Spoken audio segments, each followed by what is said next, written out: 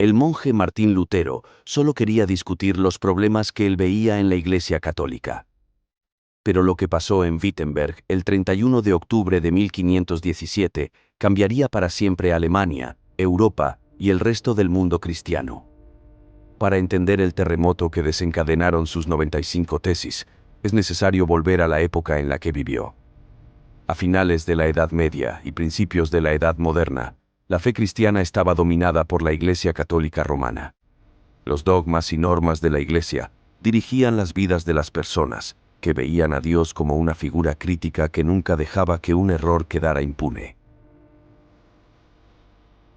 Sucesos sin explicación, como tragedias personales, malas cosechas o incluso guerras, eran vistas con frecuencia como consecuencias de la brujería o de actos de personas que habían hecho un pacto con el diablo.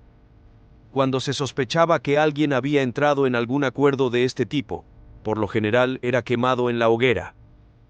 Martín Lutero nació en el seno de una familia minera en 1483. En 1501 comenzó sus estudios en la Universidad de Erfurt. 4 años más tarde completó su maestría y empezó a estudiar Derecho. Entonces algo cambió la vida de Lutero. En julio de 1505 quedó atrapado en una tormenta y fue alcanzado por un rayo. Ante la perspectiva de la muerte, temió tener que enfrentarse a Dios sin estar preparado, por lo que invocó a Santa Ana, patrona de los mineros, y decidió convertirse en monje. Menos de 2 semanas después, Lutero llamó a la puerta de un claustro agustiniano de Erfurt y pidió ser aceptado en la orden. Impulsado por la búsqueda de un Dios misericordioso y por el miedo a perderse la vida después de la muerte, Lutero vio la oportunidad de experimentar una vida plena dentro de los muros del monasterio. Desde el principio, el joven monje se mostró como un discípulo, visiblemente obediente. Ayunaba y rezaba durante 6 horas al día. Meditaba y reflexionaba. Más tarde, Lutero escribiría lo siguiente acerca de su vida en el claustro.